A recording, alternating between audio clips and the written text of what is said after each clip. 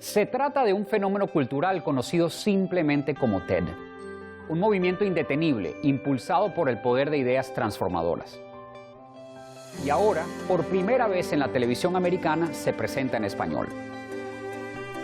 En esta nueva serie disfrutaremos las populares presentaciones TED, conectaremos con mentes brillantes y hablaremos de soluciones creativas a los temas globales. En este episodio de Soy TED, nuestro invitado es el profesor en computación Luis Bonan, con quien exploraremos interesantes ideas sobre el impacto que tiene el fenómeno de la colaboración masiva, también conocido en inglés como crowdsourcing. Si miramos los proyectos más grandes de la humanidad, todos requirieron alrededor de 100,000 personas. Pero hoy en día, por internet, podemos hacer algo con millones de personas. Entonces mi pregunta, lo que yo siempre me pregunto a mí mismo es, si podemos mandar un hombre a la luna con 100,000 personas, ¿qué podemos hacer con 100 millones? Acompáñanos en esta nueva edición de Soy TED.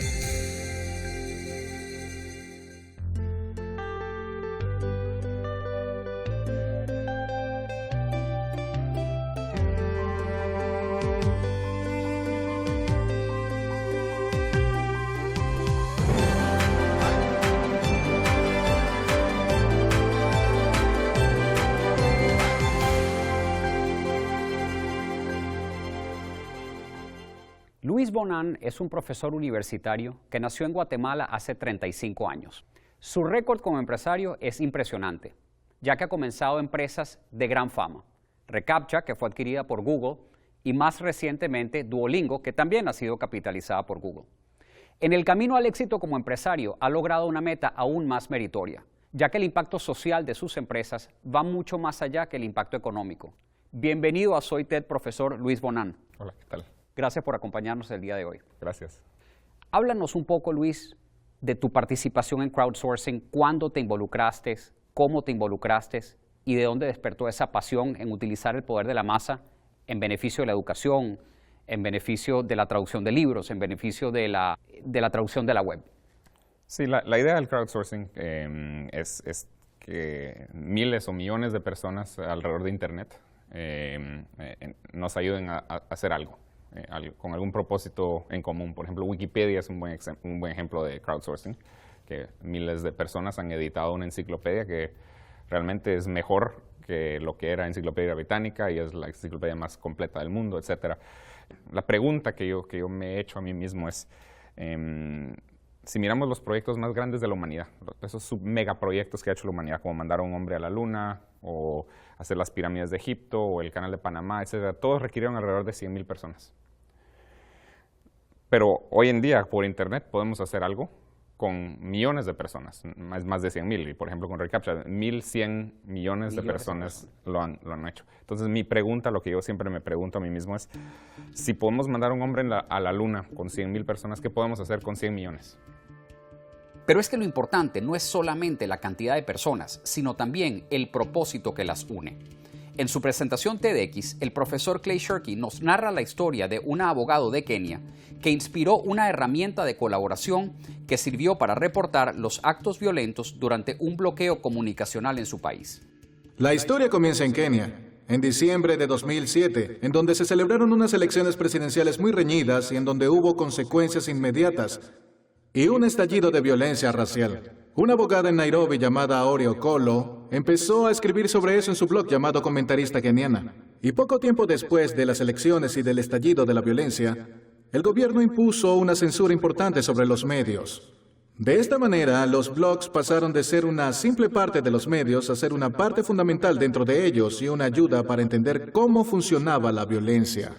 Okolo le pidió a sus lectores que le dieran más información sobre lo que estaba pasando. Y así empezaron a llegar muchos comentarios y cuando Okolo empezó a publicarlos, se dio cuenta de que eran muchos. Dijo que no podía hacer esto todo el día y todos los días, que no le alcanzaba el tiempo. Decía que en ese momento había tanta información sobre lo que estaba pasando en Kenia que una sola persona no podía manejarlo. Pensó que tenía que existir una manera de automatizarlo.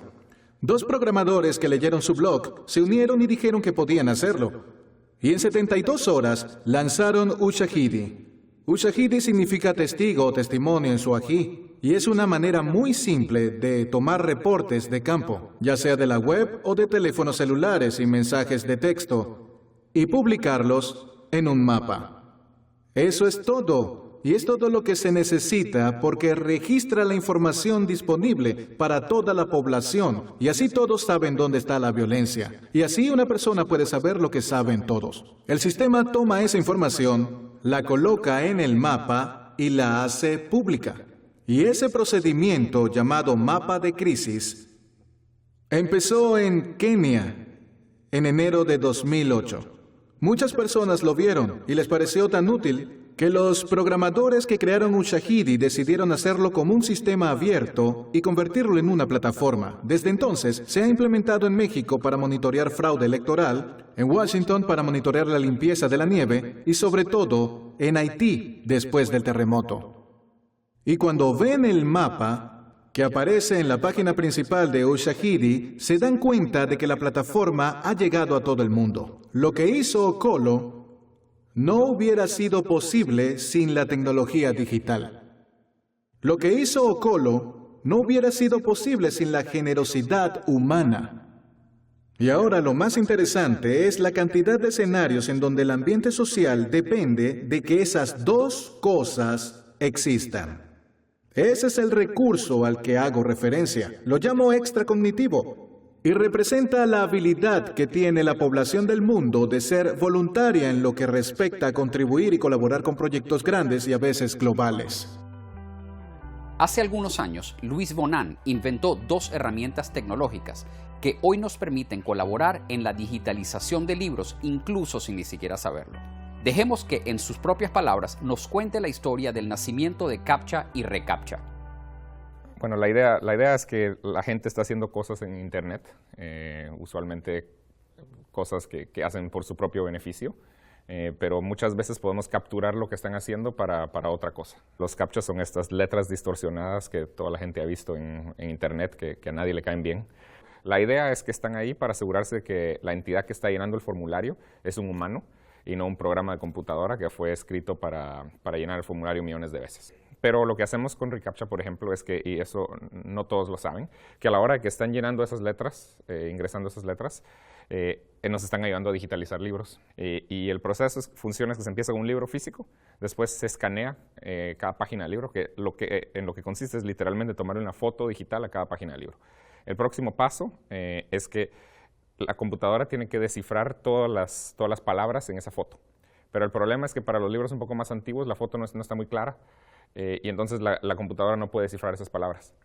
Pero los humanos sí las pueden descifrar. Entonces lo que hacemos es que tomamos todas las palabras que la computadora no puede descifrar y se la mandamos a alguien a través de Internet que está llenando uno de estos CAPTCHAs, una de esas letras distorsionadas, para que la ingresen. Entonces esas letras, estas palabras que están ahí, son realmente palabras que vienen de un libro que está siendo digitalizado, que la computadora no pudo reconocer esa palabra y el humano la está ingresando para ayudarnos a digitalizar libros. Esa es la idea. O sea que una de esas dos palabras es conocida por el sistema y la otra es desconocida por el sistema. Exacto.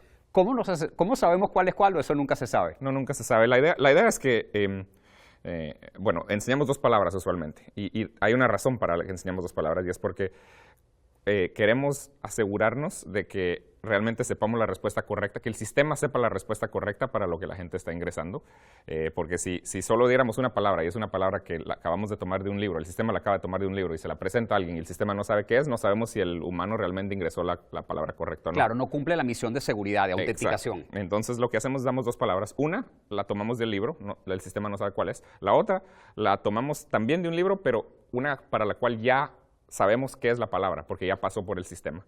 Y entonces enseñamos dos, no le decimos al humano cuál es cuál, solo decimos por favor ingrese ambas. Claro, para preservar la integridad del sistema. Exacto, y la idea es que si ingresan la palabra correctamente para la cual el sistema ya sabe la respuesta, asumimos que es un humano y obtenemos un poco de confianza que ingresaron la otra palabra correctamente.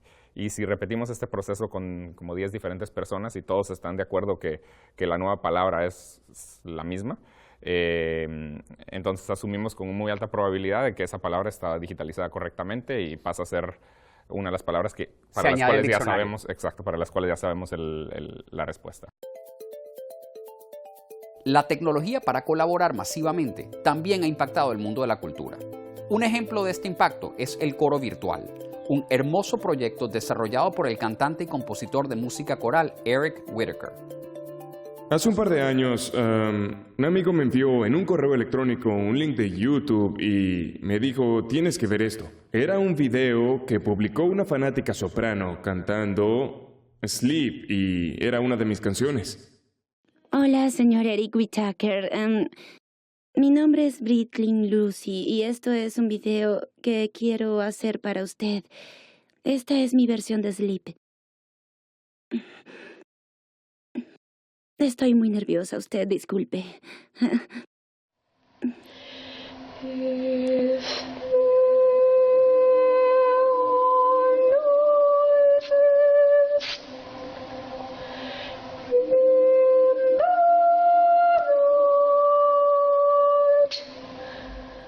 Me impresionó mucho. Britlin es muy inocente y muy dulce. Su voz es muy pura y me encantó ver los osos de peluche atrás sobre el piano en su habitación. Es un video muy íntimo y se me ocurrió la idea de reunir a 50 personas de cualquier parte del mundo para que cantaran las partes de soprano, alto, tenor y bajo. Luego tendrían que publicarlos en YouTube para después editarlos y crear un coro virtual. Así que escribí en mi blog e hice un llamado a cantantes para que la descarga de una pieza que compuse en 2010 llamada Lux Aurum, que significa luz y oro, fuera gratis. Y empecé a ver que las personas empezaron a publicar sus videos. Debo decir que antes de eso publiqué un video de mí mismo dirigiendo en completo silencio. Podía escuchar la música en mi cabeza y también podía imaginarme el coro que se crearía después. Y en el blog apareció un joven que me dijo que ese era el proyecto que había estado buscando toda su vida y que quería ser la persona que pudiera editar el video. Y le dije, gracias Scott, muchas gracias por encontrarme. Scott agregó todos los videos, editó el audio, se aseguró de que todo estuviera en el tiempo correcto y después, ya hace 1 año y medio, publicamos este video en YouTube. Esto es Lux Aurumque y el coro virtual.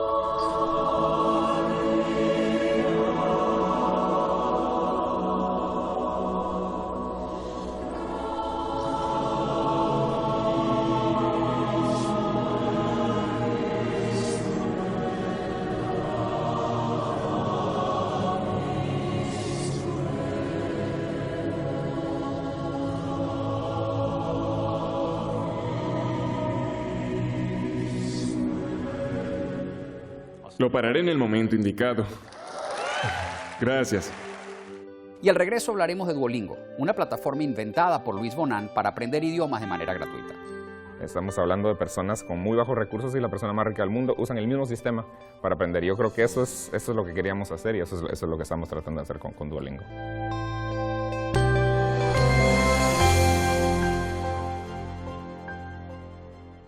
En el segmento anterior vimos varios ejemplos de cómo la colaboración masiva permite lograr objetivos que serían más difíciles de alcanzar de manera individual. Ahora conversaremos sobre la importancia de la tecnología y cómo puede la colaboración generar un impacto positivo en el sector de educación.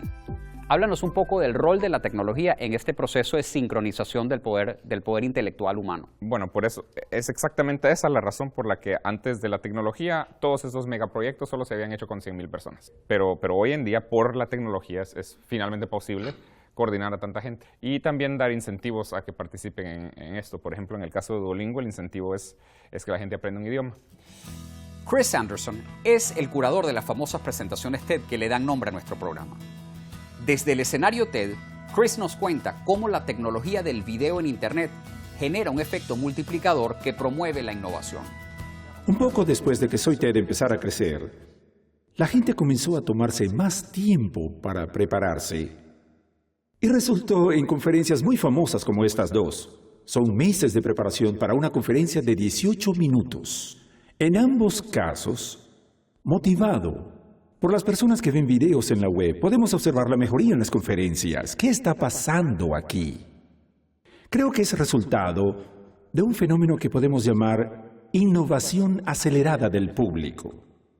Hay tres cosas que se necesitan para que este fenómeno pueda ocurrir. Pueden verlo como tres señales dentro de una rueda gigante. Si activan las señales, la rueda empieza a moverse. Lo primero que necesitan es un público, un grupo de personas que tengan intereses en común. Mientras más grande sea el público, habrá más innovadores potenciales. Lo segundo que necesitan es luz. Necesitan ofrecer una buena visibilidad para demostrar sus habilidades. Así es como van a aprender a motivar a las personas para que participen. El tercer elemento es el deseo. La innovación tiene que ver con trabajar duro, de pasar cientos de horas investigando, practicando, pero sin deseo no va a pasar nada. Ahora, aquí tengo un ejemplo de este fenómeno en acción. Bailarines en una esquina, tienen público, no son muchos, pero todos pueden ver lo que están haciendo. Y supongo que el deseo viene derivado de obtener un cierto estatus social. El mejor bailarín sale orgulloso y se lleva a la mujer más bonita. Probablemente allí veremos alguna innovación. Pero en la web, todas las señales se activan al mismo tiempo. Es una comunidad global y hay millones de personas conectadas. E increíblemente pueden ver lo que saben hacer los mejores. El público en sí los ilumina con su luz. Puede ser a través de comentarios, calificaciones, correos electrónicos, Facebook, Twitter. Indirectamente todos, a través de cantidad de visitas o links que ofrece Google, hacen que sea fácil encontrar lo que queramos, que podamos verlo más grande y las veces que queramos. Además podemos ver lo que cientos de personas han escrito. Eso representa la luz. Pero el elemento más importante es el deseo. Puede ser un niño con una cámara web, pero si puede hacer que algo se vuelva viral, puede lograr que lo vea la cantidad equivalente de personas que cabe en un estadio de fútbol. Puede lograr que cientos de extraños escriban con emoción sobre él, incluso si no es elocuente. Sin embargo, igual les puede alegrar el día. Entonces, esta posibilidad de obtener reconocimiento global está logrando que se hagan muchos esfuerzos. Ahora, ¿es posible imaginar que ocurra un proceso similar con la educación global? ¿De verdad tiene que ser un proceso jerárquico doloroso? ¿Por qué no implementar un ciclo autodidacta en el que todos podamos participar? La participación es importante. Las escuelas no pueden ser silenciadas. No podemos dejar de aprender a los 21 años. ¿Qué tal si un público de 9.000 millones de personas puede aprender lo suficiente como para ser contribuyentes de la web en vez de ser simples lectores? Eso lo cambia todo, ¿verdad? Tendríamos más profesores que nunca. El punto es que están fuera. Están en el público. Pueden tener la luz y podemos verlos por primera vez. No tenemos que verlos como una gran cantidad de extraños, sino como personas de las cuales podemos aprender. Él es un profesor. Ustedes son los profesores. Son parte del público que puede estar a punto de lanzar el mayor ciclo de aprendizaje en la historia de la humanidad. Un ciclo capaz de llevarnos a todos a un mundo más inteligente, más sabio y más hermoso. Y es que de una inquietud similar nace Duolingo, la iniciativa de Luis Bonan que está revolucionando la forma de aprender idiomas. Quería hacer algo mayormente para ayudar. Se dice que la educación es algo que trae igualdad a las diferentes clases sociales, pero lo que se mira, por ejemplo, en Guatemala es que es algo que trae mucha desigualdad, porque las personas que tienen dinero pueden comprar la mejor educación del mundo, pueden irse a estudiar a Harvard o a Duke o donde sea, mientras que por tanto siguen teniendo mucho dinero, mientras que las personas que no tienen mucho dinero apenas aprenden a leer y escribir. Se perpetúa el problema. Y se perpetúa el problema. Entonces yo quería hacer algo que le diera igual acceso a la educación a todos, y de ahí fue donde surgió Duolingo. Ahora la educación es algo muy general, entonces decidí enfocarme en un tipo de educación que es el aprendizaje de idiomas. En escuelas públicas, por ejemplo Guatemala, que yo soy de Guatemala, que están usando Duolingo para aprender inglés. Ahora, si alguien está en una escuela pública en Guatemala, quiere decir que no tiene mucho dinero. si tienen un poco de dinero, usualmente van a una escuela privada. Y al mismo tiempo, por ejemplo, Bill Gates usa Duolingo para aprender idiomas. Entonces, para nosotros es Un gran nivelador. Eso es increíble. El hecho de que más dinero no puede comprar una mejor educación. Estamos hablando de personas con muy bajos recursos y la persona más rica del mundo usan el mismo sistema para aprender. Yo creo que eso es lo que queríamos hacer y eso es lo que estamos tratando de hacer con Duolingo. Y es que uno de los retos de este proyecto era conseguir una forma que le permitiera a Duolingo ser gratis para el usuario, pero al mismo tiempo económicamente sustentable. En su presentación TED, Luis nos cuenta cómo consiguió una solución a este reto. En el mundo, alrededor de 1.200 millones de personas están aprendiendo otros idiomas. Ahora, este es un mercado bastante interesante. La mayoría de estas personas, 800 millones de ellos, satisfacen 3 propiedades. La primera es que están aprendiendo inglés. La segunda es que la razón por la que están aprendiendo inglés es para obtener un mejor trabajo. Y la tercera es que son personas de bajo nivel socioeconómico. O sea que la mayoría de personas que están aprendiendo idiomas son gente pobre que está aprendiendo inglés para poder salir de la pobreza. Ahora, lo irónico es que hasta hace 4 años, la mayoría de maneras de aprender idiomas, especialmente con software, costaban mucho dinero. Entonces decidí que lo que quería hacer era una manera de enseñar idiomas que fuera totalmente gratis. Pero si quiero tener una manera de enseñar idiomas que sea totalmente gratis y le quiero llegar a 1.200 millones de personas, tengo que encontrar una manera de financiar esto. Entonces, en eso me puse a pensar, ¿cómo podemos financiar algo para enseñar idiomas, enseñarle a 1.000 millones de personas idiomas totalmente sin cobrarles? Resulta ser que la traducción es un negocio grandísimo, se gastan alrededor de $30.000 millones al año traduciendo cosas, por ejemplo, traduciendo noticias o traduciendo internet o traduciendo libros, se gastan alrededor de $30.000 millones al año. Ahora, si alguna vez han aprendido algún idioma, algunos de los ejercicios que tienen que hacer cuando están aprendiendo o para practicar es muchas veces traducir cosas sencillas, por ejemplo, traducir una canción o traducir un poema, pero ¿qué tal si estuvieran traduciendo algo que nunca nadie ha traducido y que alguien está dispuesto a pagar porque lo traduzcan? Esa es la idea de Duolingo y así es como se financia Duolingo. Entonces, por ejemplo, CNN es uno de los clientes de Duolingo, nuestros clientes, y la idea es que ellos escriben todas sus noticias en inglés. Después nos mandan las noticias en inglés hacia nosotros y de ahí nosotros escogemos algunos alumnos de Duolingo que están aprendiendo inglés y les decimos, y cuando acaban de terminar una lección que les enseñamos algo, les decimos, si quieren practicar lo que acaban de aprender con algún documento del mundo real, aquí está esta noticia de CNN que está relacionada con lo que acaban de aprender y para practicar ayúdenos a traducirla a su idioma natal. Y entonces entre ellos la traducen y se corrigen los unos a los otros y después resulta una traducción entera y se la regresamos a CNN y ellos nos pagan por esta traducción. Precisamente Duolingo combina la tecnología, la educación y la colaboración masiva de una manera muy eficiente. Y como si fuera poco, su capacidad de recopilar estadísticas durante el aprendizaje le permiten a la plataforma ir mejorando a medida que es utilizada. Cuando alguien está usando Duolingo, todo lo que ingresan lo estamos midiendo y analizando. Entonces, por ejemplo, si cometen un error, sabemos que la razón por la que cometieron el error es porque no saben conjugar verbos en el pasado o porque no saben cómo conjugar adjetivos. O hasta medimos cosas como cada vez que sale la palabra piña, el usuario se toma 700 milisegundos más para responder, cada vez que aparece la palabra piña. Entonces quiere decir que no están muy seguros de cómo decir la palabra piña y por tanto tratamos de enseñarles la palabra un poco mejor. Entonces estamos analizando todo lo que hacen para poder dar una mejor experiencia educativa y por eso es que hemos logrado llegar a enseñar también con eso.